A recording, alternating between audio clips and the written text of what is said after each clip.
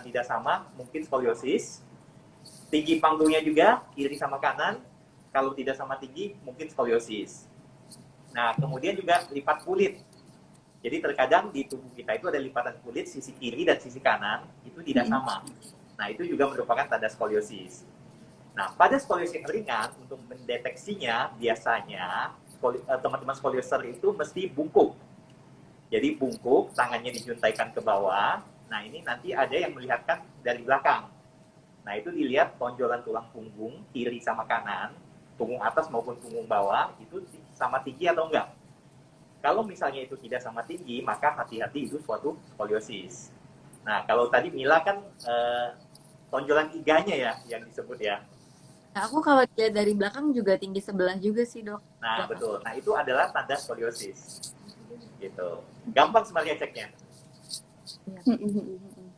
Nah, Dok, setelah kita melakukan pemeriksaan secara sendiri itu ya, Dok, atau mungkin minta dibantuin keluarga atau teman, tanda atau gejala seperti apa yang bisa kita asumsikan kalau ini nggak aman nih, ini harus ada tindak lebih lanjut nih, atau mungkin ini sudah waktunya atau sudah darurat saya untuk bertemu dokter. Biasanya tanda-tanda seperti apa sih, Dok? Oke, nah tanda-tanda yang tadi saya sebutkan, kalau misalnya ada lebih dari 2 sampai 3 tanda, maka coba deh cek ke dokter ortopedi bagian tulang belakang. Kalau 1 mungkin karena kebiasaan, tapi kalau udah 2, apalagi lebih dari itu, 3 atau 4, nah sebaiknya segera ke dokter ortopedi bagian tulang belakang, gitu, untuk dipastikan skoliosis atau enggak. Karena yang kita takutkan pada skoliosis ini adalah, skoliosis ini kalau kita biarkan, pada sebagian orang itu akan tambah bengkok. Bengkok sampai kalau sudutnya sudah berat, itu selain pegel-pegel yang dialami oleh Mila, maka bisa juga terjadi gangguan fungsi pernapasan. Jadi pada penderita skoliosis berat, itu napasnya bisa sesak. Nah, kalau lebih berat lagi, bisa terjadi gangguan pada jantung. Nah, kalau paru-paru dan jantungnya terganggu, maka itu dapat membahayakan keselamatan jiwa. Oke. Ternyata bener ya, seperti yang ditakutkan banyak orang di luar sana, bahwa skoliosis itu sebenarnya bukan sesuatu yang bisa disepelekan, tapi bisa disembuhkan. Bahkan kita bisa deteksi sendiri dari rumah ya. Nah, Dok, aku dapat info juga gitu ya, baca-baca atau dengar-dengar gitu, bahwa ada penyembuhan skoliosis yang memerlukan operasi katanya, Dok. Nah, operasi ini dilakukan kalau kondisinya seperti apa sih, Dok? Dan operasi seperti apa yang akan dilakukan mungkin? Nah, oke. Jadi skoliosis itu memang benar dapat disembuhkan, dan cara penyembuhannya itu sebenarnya ada 3, tidak melulu dengan operasi. Jadi biasanya kita sebut kalau misalnya untuk mengatasi skoliosis, mengobati skoliosis, itu kita sebut dengan 3O. Ada O yang pertama, itu observasi, itu kalau sudutnya masih ringan. Kalau sudutnya di bawah 35 derajat, biasanya kita hanya observasi. Jadi skoliosernya kita minta untuk melakukan exercise, melatih tulang punggungnya, otot-otot punggung, supaya tidak pegel, supaya ototnya lentur, dan supaya ototnya kuat. Nah, O yang kedua adalah ortosis. Ortosis itu kita pakaikan brace, jadi ada korset khusus. Itu kita pakai kalau sudutnya di antara 35 derajat sampai 45 derajat. Dan masih di usia pertumbuhan. Kalau udah di lebih tua, usia pertumbuhannya sudah berhenti, maka brace ini tidak ada lagi tempatnya. Yang ketiga adalah dengan O yang ketiga itu operasi. Nah, operasi itu kalau sudutnya di atas 45 derajat. Kenapa kita di atas 45 derajat mesti dilakukan operasi? Karena berdasarkan penelitian yang ada, kalau skoliosisnya di atas 45 derajat, maka cenderung untuk tambah berat seiring dengan usia. Sehingga kalau sudutnya udah di atas 45, maka sebaiknya kita lakukan operasi untuk mencegah jangan sampai terjadi gangguan paru-paru dan jantung tadi. Oke, berarti karena sebenarnya kalau kondisinya memang berat gitu, bisa berujung komplikasi ya, Dok. Tapi nggak selalu bisa langsung diasumsikan akan begitu risikonya ya, Dok ya, karena tergantung kondisi dan nggak main langsung keputusannya pengobatannya harus operasi gitu ya, Dok, sebenarnya. Begitu. Dan ini mungkin catatan penting juga buat healthy people, buat teman-teman Detikers, dan info baru juga buat aku bahwa ini sesuatu yang bisa dideteksi ya teman-teman ya, sesuatu yang bisa dideteksi dan kita bisa melakukan, bahkan kita bisa start dengan pemeriksaan sendiri, kemudian kita juga bisa kalau merasa perlu atau merasa ada yang aneh atau tidak nyaman, kita bisa minta melakukan pengecekan lebih lanjut ke dokter gitu. Nah, aku pengen tanya sama Kak Jessica lagi nggak? Kalau ini kan berarti Kak Jessica waktu itu mengetahuinya secara nggak sengaja, dan itu waktu Kak Jessica masih SMP gitu ya, Kak? Yap. Nah, ini kan udah setelah beberapa tahun nih sampai sekarang gitu ya. Kalau sekarang nih setelah bertahun-tahun atau mungkin Kak Jessica udah menjalani treatment atau udah paham gitu apa yang harus dilakukan kalau ada kondisi seperti ini. Sekarang Kak Jessica kondisinya gimana sih, Kak? Apa Kak Jessica merasa baik-baik saja atau pegal-pegal yang tadi Kak Jessica sering ngerasain itu sering gitu timbulnya atau gimana, Kak? Sebenarnya pegel-pegelnya udah jarang muncul. Tapi kalau terakhir aku ronsen, aku lihat kayaknya bentuknya masih sama gitu. Jadi ya nggak Hmm. makin gitu. Cuman pegel-pegelnya aja yang udah nggak sering muncul gitu. Nah, yang aku penasaran karena aku sempat ditawarin juga dok untuk pakai brace. Tapi kan padahal waktu ditawarin aku tuh udah umur 27 tahun apa 28 ya waktu itu. Kayak 27 tahun dan sebenarnya kan udah nggak pertumbuhan ya dok. Betul. Tapi aku waktu itu tetap disaranin gitu. Berarti sebenarnya itu nggak berpengaruh untuk bikin aku jadi lebih lurus ya dok. Eh, Gini, tujuan pemakaian brace itu adalah menahan supaya skoliosis ini tidak tambah berat. Oh, Jadi bukan untuk mengurangi skoliosisnya. Kalau oh, skoliosisnya udah terjadi ya dia akan begitu saja. Nah, pada umur di atas 18 tahun, di umur 20-an, dengan sudut yang di bawah 45 derajat, dari penelitian mengatakan bahwa kecenderungan untuk tambah bengkok itu sudah sangat kecil. oh. Gitu. Jadi pakai brace ataupun tidak pakai brace, biasanya tambah bengkoknya itu udah dikit banget. Hmm. Nah, makanya kita bilang kalau udah di atas usia pertumbuhan, brace nggak ada gunanya lagi.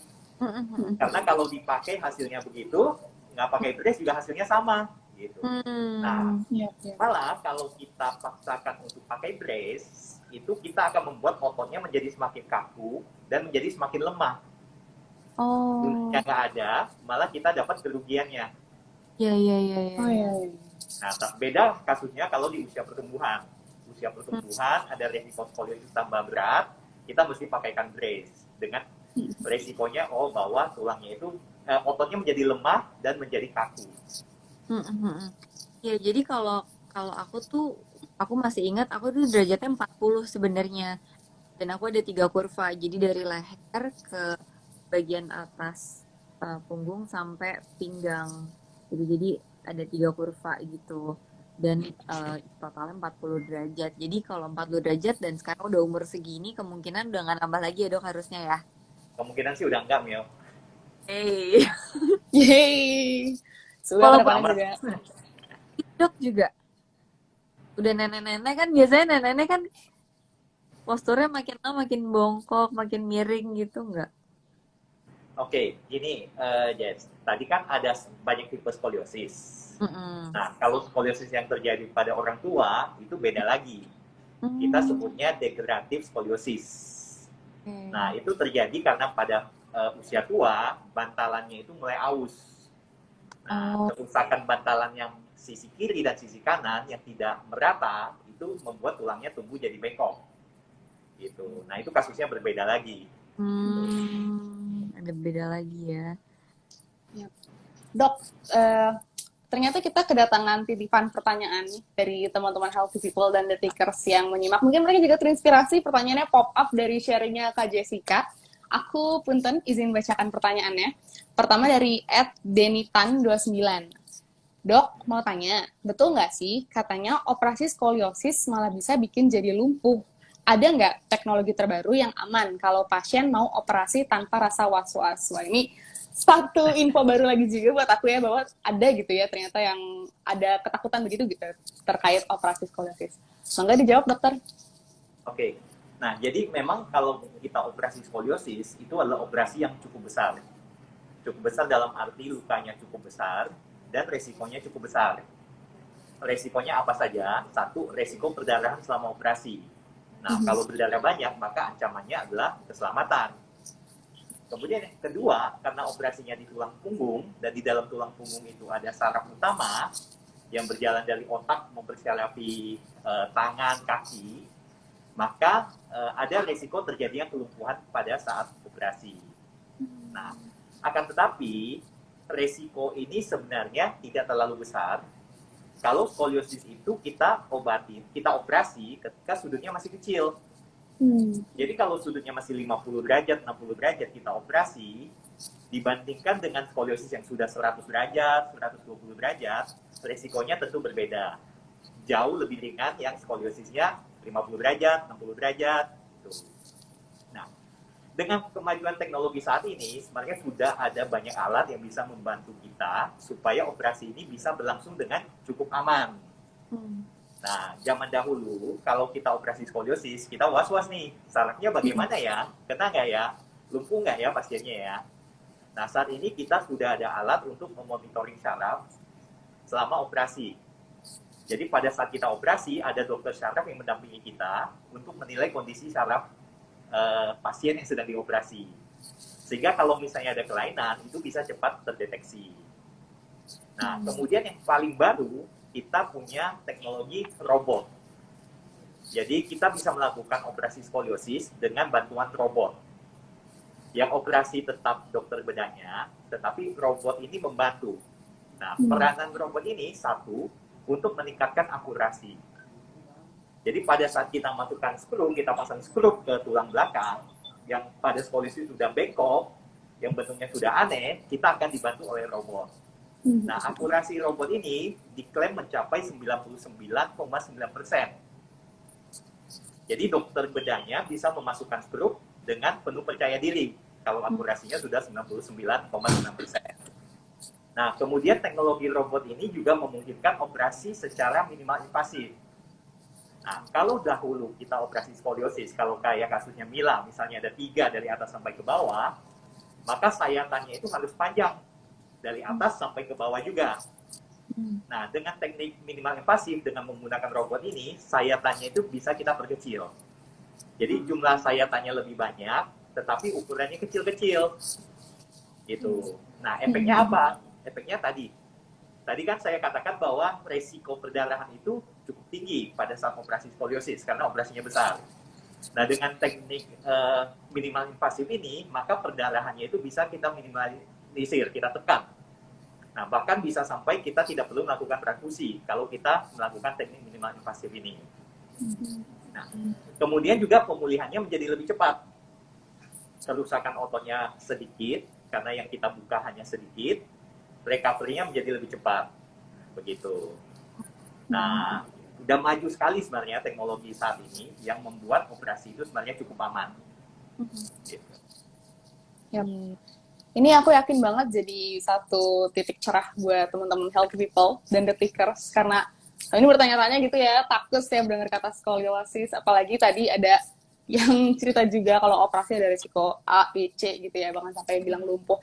Tapi sebenarnya kita nggak perlu takut, karena sekarang namanya juga seiring zaman gitu ya dok ya, ada cara-cara, bahkan ada, aku tertarik nih dok soal apa tadi, menggunakan robot yang tadi dokter kayak disebutkan. Ini ada ya dok di Eka Hospital ya dok ya? Di Eka Hospital saat ini kita sudah punya robotnya. Jadi sudah bisa dilakukan di Eka Hospital. Yap. Biasanya kalau mau, ini berarti pasien yang melakukan dengan operasi metode robot tersebut sudah ada banyak berarti ya dok ya? Jadi robot ini baru kita datangkan. Jadi rencananya kita akan mulai melakukan operasi robot per tanggal 26. Jadi besok. Oke, nah saat ini sih antrian operasi kita sudah 20-an orang yang sudah siap untuk menggunakan robot ini. Gitu. Ya, aku rasa dengan adanya metode baru seperti ini, pasien-pasien skoliosis gitu ya, yang sudah mungkin mempersiapkan diri untuk menjalani penyembuhan mungkin sudah lama gitu ya. Terus ada metode ini, tentu saja jadi satu info baru yang menarik buat mereka. Dan aku dengar-dengar juga nih dok, katanya metode robot ini di Indonesia baru Eka Hospital yang punya, bahkan se-Asia Tenggara. Wow, ini aku deeply inside, aku salut mendengarnya. Aku juga sekaligus lega gitu ya, karena ini berarti ada kabar baik untuk teman-teman yang punya masalah skoliosis gitu, yang ingin melakukan penyembuhan. Nah, dok, aku ada titipan pertanyaan lagi nih dari teman-teman healthy people. Tadi kan dokter juga sebut soal tipis-tipis gitu ya, soal umur. Kak Jessica juga menyinggung soal pada umur berapa Kak Jessica tahu ada masalah skoliosis gitu. Pertanyaannya dari @JSYNSRM. Kalau skoliosis masih sekitar 20 derajat dan umurnya sudah 19 tahunan, itu bagusnya melakukan olahraga seperti apa ya? Wow, ini tadi tipis-tipis ya disinggung sama Kak Jessica bahwa Kak Jessica lebih memilih olahraga pilates gitu ya Kak. Mungkin boleh diluruskan, dijawab oleh Dr. Teddy. Oke, nah sebenarnya kalau skoliosisnya cuma 20 derajat dan usianya sudah dewasa 19 tahun, maka resiko untuk tambah bengkoknya sudah kecil. Yang perlu dilakukan adalah olahraga untuk menguatkan otot punggung dan melenturkan otot punggung. Nah, teknik olahraganya sebenarnya macam-macam. Berenang bagus, pilates bagus, yoga bagus, kemudian pull up bagus, sekedar bergelantungan atau di monkey bar itu juga bagus, rowing juga bagus. Jadi semua olahraga yang sifatnya melatih otot punggung supaya lentur dan kuat itu bagus. Oke. Sip. Itu berarti referensi buat teman-teman yang ingin melakukan pencegahan dan penyembuhan dengan berolahraga. Itu tadi rekomendasi dari dokter ya. Nah, aku pengen tanya sama Kak Jessica nih. Kak Jessica kan tadi cerita kalau olahraganya lebih memilih semacam pilates gitu ya, Kak. Ini udah berapa tahun, Kak, berarti Kak Jessica menjalani olahraga ini secara rutin? Sebenarnya udah cukup lama ya, udah dari mungkin 5 tahun kali ya. Tapi memang aku nggak serutin itu sih melakukannya gitu. Jadi memang aku masih olahraga yang lain juga. Kayak ya functional training juga, kadang sama personal trainer. Terus ada weight juga sebenarnya gitu. Jadi ya aku masih mix yang lain karena biar nggak bosan aja gitu olahraganya nggak itu terus. Sejauh ini yang dirasain gimana Kak? Apakah feel so much better? Mungkin berapa tahun terakhir ini atau sejak awal melakukannya pun udah langsung berasa gitu efek enaknya ke badan? Aku sekarang sih ya mungkin semenjak aku rajin olahraga, aku ngerasa rasa sakit pegel-pegelnya tuh lebih jarang muncul ya gitu. Kalau misalkan dibandingin dulu, kalau dulu tuh sebelum aku rajin olahraga, kalau aku duduk lama 1 jam gitu itu udah pegel, berdiri kelamaan juga pegel. Jadi sering banget pegel-pegel terus gitu. Tapi olahraga mungkin karena ototnya juga udah lebih kuat, jadinya nggak gampang kambuh pegel-pegelnya gitu. Berarti itu ya highlight efek enak ke badan yang Kak Jessica rasain tuh gejala pegel-pegel tadi bisa at least diminimalkan gitu ya Kak dengan rajin olahraga. Nah, buat Dr. Fedy ada titipan pertanyaan lagi nih Dok dari Healthy People dari @KHAN_SAADIAR. Pertanyaannya, dokter sebelum operasi baiknya menguatkan otot kaki ya. Olahraga seperti apa yang bisa menguatkan otot kaki? Ya. Mangga dijawab dokter. Sebenarnya gini, kalau untuk operasi yang terpenting adalah 1, menguatkan otot punggung, kedua, menguatkan otot pernapasan. Oke, nah kalau otot kaki, otot tangan itu adalah tambahan. Itu untuk membantu proses rehabilitasinya. Karena kalau kita operasi skoliosis, maka pada hari kedua pasca operasi, pasien sudah kita anjurkan untuk mobilisasi. Sudah jalan. Nah, di sanalah perannya untuk melatih otot kaki. Tapi yang terpenting adalah otot punggung itu mesti dilatih dan otot pernapasan. Itu. Karena pada orang skoliosis, fungsi paru-parunya itu menjadi terhambat. Apalagi kalau skoliosisnya di atas 70 derajat, pengembangan paru-paru itu terhambat. Karena pada skoliosis selain tulangnya bengkok, si iga yang tempat letaknya paru-paru itu juga menjadi kaku dan mengecil. Nah, makanya seringkali terjadi gangguan paru-paru dan itu harus dioptimalisasi sebelum kita melakukan operasi. Terutama kalau skoliosisnya berat. Tapi kalau yang olahraga yang untuk dengan tujuan menguatkan otot kaki tadi, ada pengaruhnya juga, Dok? Untuk mobilisasi. Oke. Sip. Ada juga titipan pertanyaan lagi. Ini terkait kandungan dan kehamilan. Tadi kan di awal-awal Dr. Fedy sudah sebut juga nih tipis-tipis, tapi biar lebih mantap gitu ya pemahamannya, Dok. Mungkin ini sebenarnya ada 2 pertanyaan. Aku langsung sebutin aja kali ya, karena jawabannya aku rasa akan bersangkutan. Pertama dari @HNTJAJA. Tanya Dok, apakah janin dalam kandungan bisa mengidap skoliosis? Nah, pertanyaan selanjutnya, Dari @Dinda Afitria A. Aku juga skoliosis dan lagi hamil yang kedua. Apakah ada pengaruhnya bagi ibu? Monggo ditegaskan kembali mungkin sama Dokter Fedi biar Oke. lebih mantap nih pemahamannya. Nah, skoliosis itu terjadinya di tulang punggung. Punggung atas, punggung tengah, dan punggung bawah. Sementara kehamilan itu terjadinya di rongga panggul. Jadi ini sebenarnya dua hal yang tidak berhubungan. Jadi kalau orang penderita skoliosis hamil, ya hamil aja nggak apa-apa. Jadi tidak ada larangan bahwa oh kalau punya skoliosis nggak boleh hamil ya. Yep. Gitu. Nah begitu juga dengan efek terhadap janin. Jadi sampai saat ini tidak ada bukti bahwa kalau orang skoliosis dia rentan pada kehamilan, rentan keguguran atau rentan bermasalah dengan janinnya, itu tidak ada. Jadi sebenarnya aman-aman saja. Yep. Berarti itu bukan sesuatu yang perlu dikhawatirkan, bahkan kasusnya pun nggak ada ya dok ya? Tidak perlu dikhawatirkan. Sip. Ada ketiban pertanyaan lagi dok, mungkin aku boleh bacakan lagi. Dari ini ramai ya, aku senang banget ya teman-teman Healthy People dan Detikers antusias banget sama bahasan hari ini, karena aku yakin ini mungkin satu isu yang jarang kita bahas, tapi sebenarnya banyak kasusnya, dan biar orang makin paham ya. Dari @andrian.putra. Dok mau tanya, kalau postur tubuh sedikit bungkuk, terutama bagian leher belakang, itu namanya apa ya?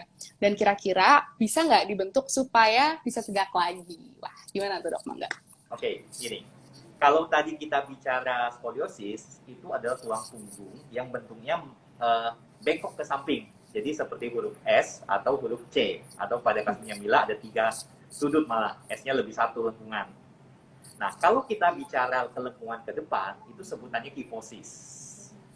Skoliosis ke samping, kifosis itu kalau bungkuk ke depan. Nah, sama seperti skoliosis, kifosis itu juga penyebabnya banyak sekali. Ada yang postural. Kalau postural ya cukup dengan latihan, dengan perbaikan postur itu bisa sembuh. Tapi ada juga kifosis yang sifatnya menetap, yang struktural.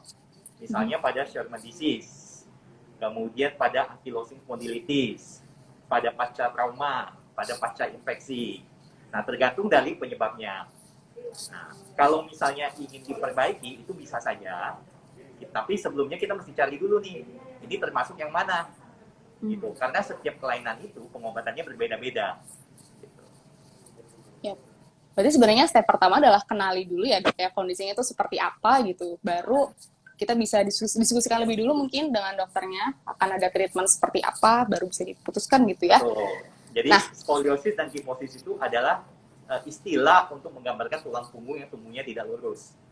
Penyebabnya macam-macam, dan sebelum kita melanjutkan ke pengobatan, kita harus mengidentifikasi dulu. Ini karena apa? Gitu. Siap. Itu aku rasa bisa jadi catatan penting yang bisa di-highlight sama teman-teman Detikers dan Healthy People ya. Kalau merasa ada kejanggalan sama badannya, atau merasa ada yang berbeda, atau tadi ada yang tidak rata, atau ada lipatan yang merasa terjanggal gitu, boleh dicek dulu biar sebelum kita tahu treatment apa yang diperlukan, kita kenali dulu sebenarnya kondisi kita seperti apa. Nah, tadi kan ada pertanyaan-pertanyaan dari Healthy People dan Detikers. Kalau dari Kak Jessica nih Kak, ada yang mau ditanyakan lagi mungkin sama Dokter Pedi nggak? Apa ya, mungkin kan kalau di kasus aku kan dok, kan aku 40 derajat tuh dengan 3 kurva tuh. Sebenarnya sih kalau secara kesehatan kayak ngeganggu atau enggak, aku udah ngerasa ini udah nggak terlalu mengganggu gitu, karena udah kambuh pegal-pegalnya.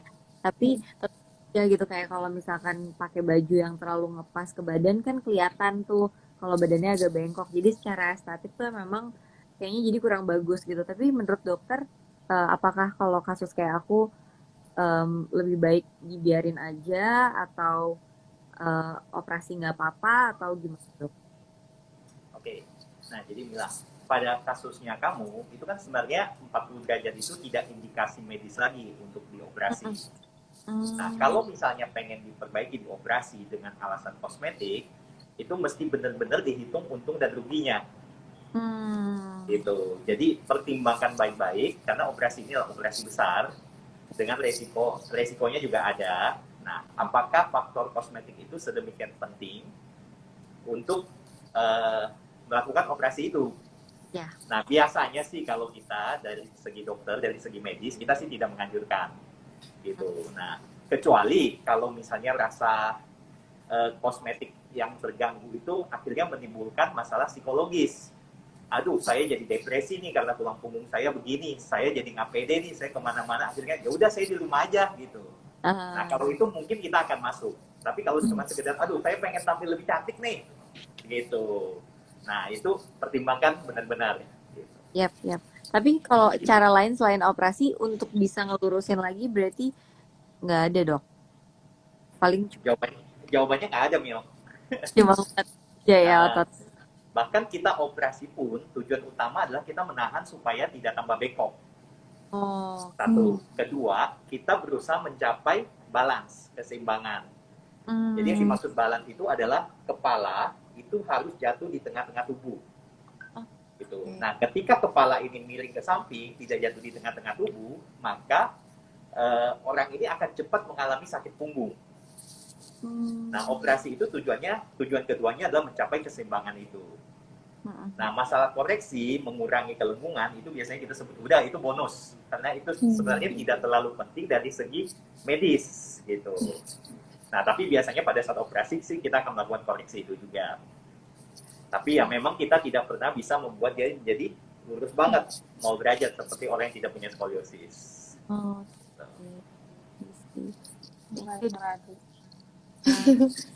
Ini ya, lagi-lagi aku yakin ada lagi nih info penting yang di-highlight sama teman-teman Healthy People dan The Ticker. But anyways, Dok, ada titipan pertanyaan lagi rupanya, Dok. Dari @Oprah. Pertanyaannya, apa beda skoliosis dengan radang nyeri sendi? Kalau kena AC yang dingin, jadi nyeri. Itu karena skoliosis atau radang nyeri sendi? Ini kasus baru lagi nih. Mangga dokter dijawab. Oke, jadi gini, kalau skoliosis itu istilah yang kita pakai untuk menyebutkan tulang punggung yang tumbuhnya melengkung ke samping. Gitu. Nah, kalau radang sendi itu hal yang berbeda lagi. Gitu. Nah, radang sendi tulang punggung itu bisa macam-macam. Bisa karena faktor usia, bisa karena faktor rematik dalam arti sebenarnya, bisa karena cedera. Itu. Jadi itu dua hal yang berbeda dan tidak bisa disandingkan. Oke. Tuh, semoga terjawab buat Kak Oprah dan mungkin mewakili pertanyaan banyak teman-teman The Tickers dan Healthy People juga. Ada lagi, Dok, satu pertanyaan dari @Agusto. Apa saja faktor risiko ketika memilih untuk dioperasi meski skoliosis tidak terlalu besar derajatnya? Gimana, Dok? Oke, faktor resiko. Mungkin resikonya ya. Resikonya itu tadi, satu, kelumpuhan, kematian, kemudian ada resiko terjadinya infeksi, atau resiko terjadinya vennya tercabut. Gitu. Nah, dengan teknologi-teknologi yang ada saat ini, hal itu semua berusaha kita minimalisir. Sehingga sejauh ini sih operasi skoliosis yang kita lakukan itu relatif aman. Oke.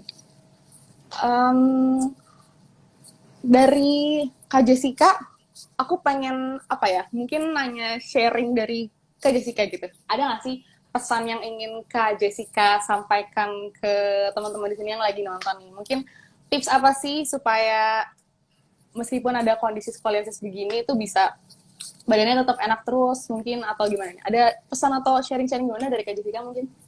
Yang pasti kalau misalkan di sini ada teman-teman mungkin yang usianya masih usia pertumbuhan, langsung dicek aja kondisi tulangnya seperti apa. Karena kalau lagi masih pertumbuhan kan mungkin kalau misalkan ternyata ada skoliosis itu lebih mudah ya, Dok, untuk diperbaikin gitu.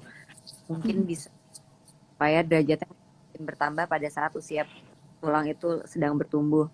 Terus kalau emang udah nggak usia pertumbuhan, tadi seperti yang dokter bilang, mungkin udah nggak bisa kalau derajatnya dikurangin atau dilurusin.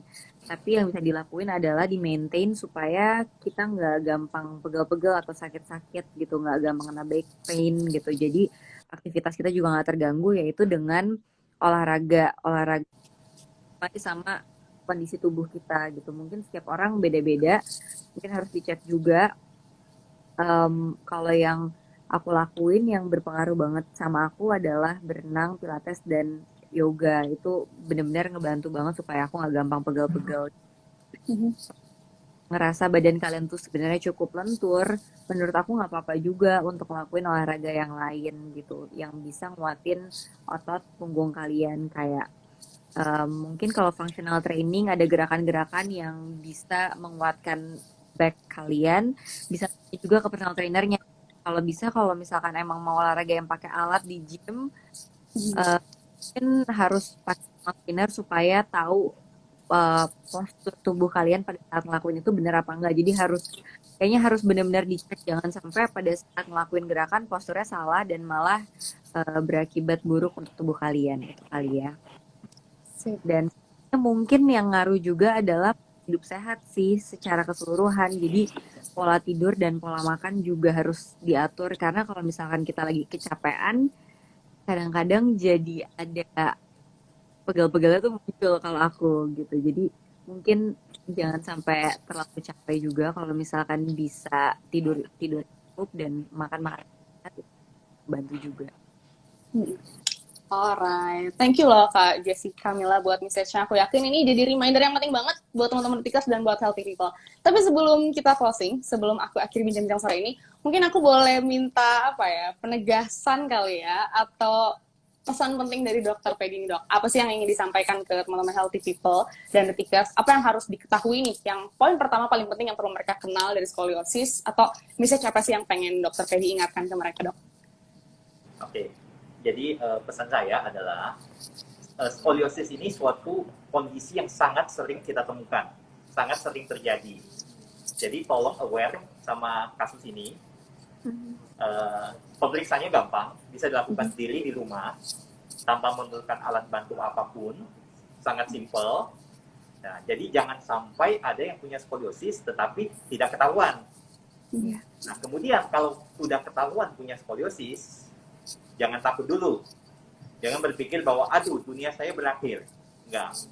Aduh, ini karena kesalahan saya sehingga saya jadi skoliosis. Enggak. Skoliosis itu memang suatu kelainan yang tulangnya tumbuh bengkok. Bukan salah siapa-siapa. Dan dunia belum berakhir. Banyak sekali yang punya skoliosis. Dan skoliosis itu bisa kita tangani. Semakin cepat dikenalin, semakin cepat diobati, maka harapan perbaikannya itu menjadi semakin besar. Nah, perbaikannya itu tadi bisa dengan hanya sekedar kita exercise, bisa menggunakan brace, ataupun sampai operasi. Nah, untuk teman-teman yang akhirnya harus menjalani operasi, jangan takut juga. Operasinya itu memang beresiko, tetapi resiko itu saat ini sudah bisa kita tekan sedemikian sampai menjadi sangat kecil. Gitu. Jadi, ingat, dunia belum berakhir. Gitu. Kalau punya skoliosis, kenali, identifikasi, berobat, hadapi. Jadilah skoliosis warrior. Wow, itu tadi pesan yang benar-benar penting banget aku rasanya dari Dr. Pedi. Bahwa kalau teman-teman ada yang mengalami skoliosis atau curiga badannya ada masalah skoliosis atau apapun yang rasa janggal gitu ya, nggak ada salahnya melakukan pemeriksaan, apalagi pemeriksaan bisa dilakukan sendiri ya dok ya, dan nggak perlu takut, karena ini bukan titik akhir, bahkan ada langkah-langkah yang bisa dilakukan buat penyembuhan. Bahkan sekarang ada metode baru ya dok ya, yang sebenarnya harusnya bisa meminimalkan risiko dan menekan rasa takut teman-teman mungkin ya. Nah, kita sudah di ujung bincang-bincang sore ini. Aku terima kasih banget buat Kak Jessica Mila, buat waktunya, buat sharingnya. Aku yakin cerita dari Kak Jessica dan sharing pesannya segala macam buat teman-teman itu jadi titik cerah banget buat teman-teman. Dan kepada Dokter Pedi, aku juga terima kasih banyak. Dokter, aku sendiri sebagai awam nih dapat banyak info baru dari dokter. Itu bincang-bincang kita sore ini. Buat teman-teman Detikers dan healthy people juga, terima kasih sudah menyimak. Aku harap bincang-bincang hari ini dapat memberikan banyak informasi baru buat teman-teman, dan dimanapun teman-teman lagi berada sekarang, terlebih di tengah pandemi ini, teman-teman selalu dalam kondisi sehat, jaga kesehatan, karena sekarang kesehatan jadi hal yang penting banget ya, bener ya dokter dan Kak Jessica. Oke, aku Vidya Pinandita, pamit undur diri, sampai jumpa di Instagram Live dari Eka Hospital di berikutnya. Sampai jumpa.